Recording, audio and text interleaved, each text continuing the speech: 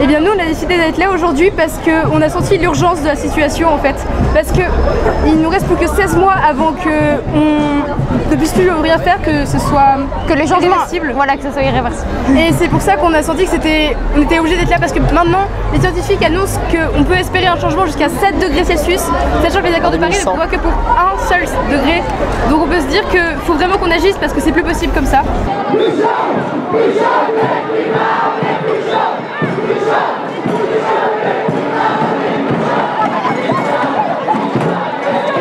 Qu'est-ce que précisément dans notre environnement vous chagrine ou qu'il faudrait arrêter précisément? Y a énormément de choses à arrêter. Par exemple, nous il y a un truc qu'on avait décidé aux assises de Bordeaux nationales de Youth for Climate, c'est arrêter les vols intérieurs au niveau national. Après il y avait plein d'autres revendications comme au niveau de l'agriculture, au niveau de l'état d'urgence climatique. Qu'on demande aujourd'hui à la ville de Chambéry, oui, voilà. L'état d'urgence climatique. Alors concrètement ça veut dire quoi? C'est en fait quelque chose qui serait décidé par la ville de Chambéry, c'est-à-dire déclarer l'état d'urgence climatique et qui fait que toutes les politiques et toutes les décisions qui seront prises derrière seront en conscience de cet état d'urgence climatique et donc faites pour qu'il n'y ait pas de répercussions derrière sur l'environnement.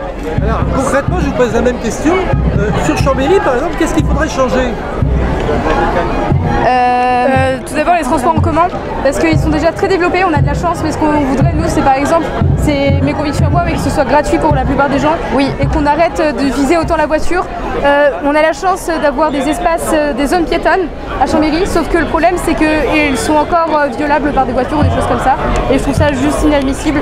Après au niveau de la localité, on peut déjà remercier parce qu'ils ont arrêté les pesticides depuis de nombreuses années, donc on n'est pas dans la pire ville de France, mais tout de même il y a encore de gros efforts à faire et on aimerait que ça change au bout d'un moment.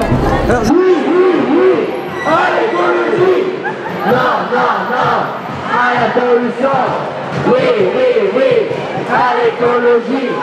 Non, à la pollution.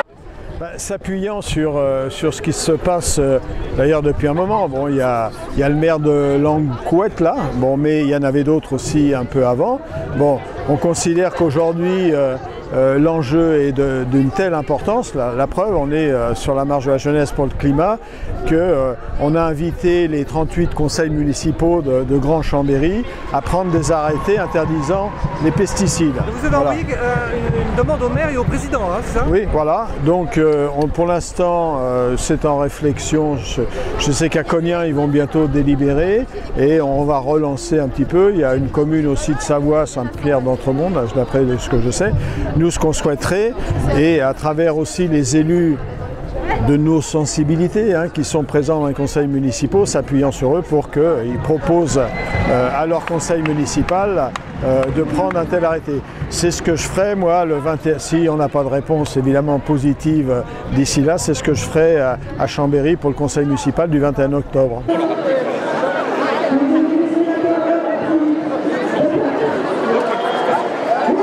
Il n'y a plus de pesticides dans le traitement des espaces publics, d'accord.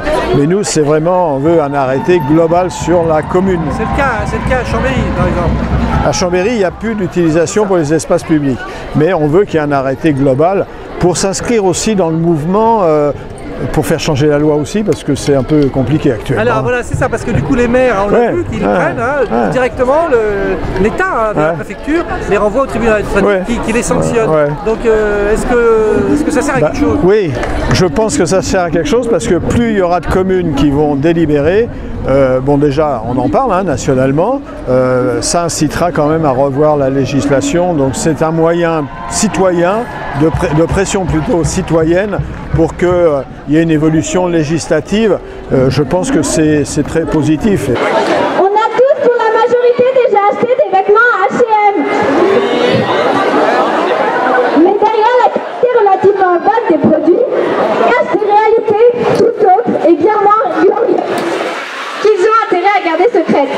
Je pense notamment à la quantité exorbitante de CO2 rejetée dans l'atmosphère pour acheminer les vêtements dans les pays occidentaux, ainsi qu'aux conditions de travail inhumaines des employés de production à l'autre bout du monde. N'en parlons pas non plus des milliers de biens que les marques se doivent de produire pour assurer une disponibilité continue et pour répondre à nos envies. Oui, des milliards de vêtements invendus qui chaque année finissent incinérés. Précisément ce que nous, la jeunesse, à travers le monde, dénonçons. La surproduction en réponse à la surconsommation et plus généralement le capitalisme, dont le fonctionnement basique fait courir à notre planète et à notre espèce un danger mortel. Il n'est pas et ne sera jamais compatible avec la défense de la planète, malgré des aberrations comme le capitalisme vert que le gouvernement brandit en réponse à notre engagement. La recherche de profit et de croissance infinie dans un monde aux ressources finies nous entraîne lentement mais sûrement vers un effondrement et nous conduira tous à notre perte dans un futur plus proche que ce qu'on pense. Pas de nature, pas de futur, pas de nature, pas de futur, pas de nature, pas de futur, pas de nature, pas de futur, pas de nature, pas de futur. Soit vous allez voter dans un an pour les municipales, soit vous allez voter dans 2 ans.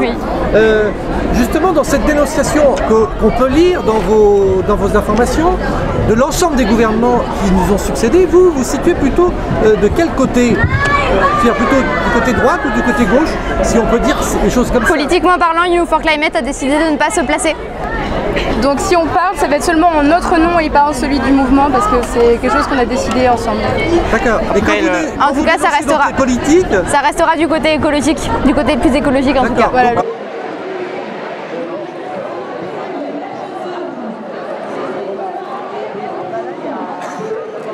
En général, on voit dans les dernières années que les partis politiques se sont succédés, c'est pas pour autant que les choses ont changé. Donc actuellement, c'est pas un parti politique qu'on accuse, c'est les partis politiques en général. Donc vous croyez quand même dans l'avenir de peut-être un futur parti politique qui tiendrait compte de ça? Évidemment, on a envie. Après, est-ce que ça se fera? On ne sait pas. Mais il faut toujours y croire. Il va falloir qu'on bouge.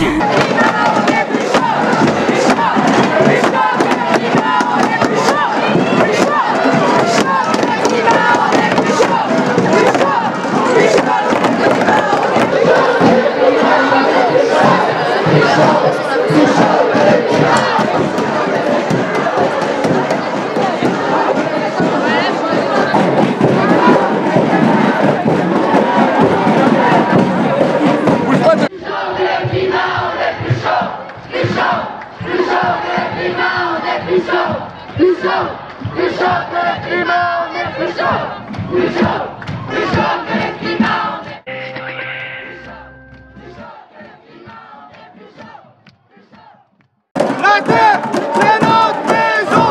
Et terre, c'est notre maison. Ferme ta gueule, c'est quoi le message qu'on donne aux jeunes? On lutte, consomme et ferme ta gueule. C'est quoi le message qu'on donne aux jeunes?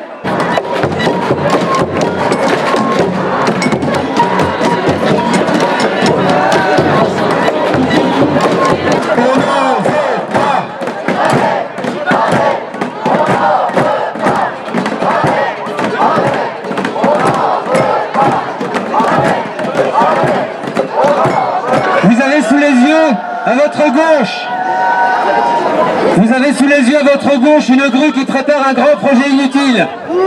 Le projet...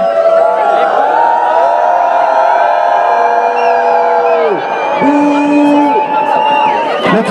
parking gravé dans lequel la municipalité veut faire stationner en centre-ville 500 voitures supplémentaires.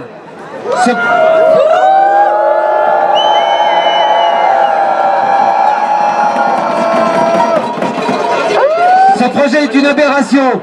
C'est une insulte directe envers notre lutte commune pour sauver le climat. En 2020, vouloir faire un silo de 7 étages pour stocker 500 voitures de plus en centre-ville, c'est une aberration écologique. C'est un non-sens urbanistique et en plus, c'est une vraie faute au plan de la santé publique.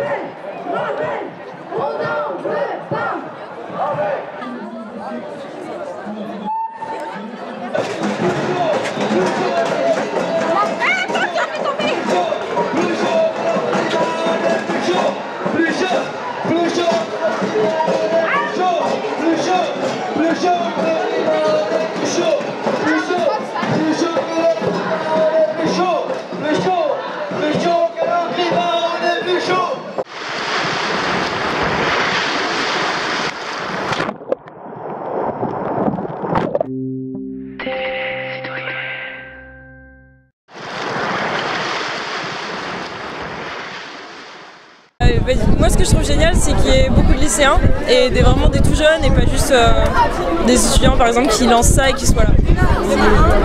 Vous personnellement, qu'est-ce qui vous perturbe aujourd'hui? Qu'est-ce qu'il faudrait arrêter ou changer?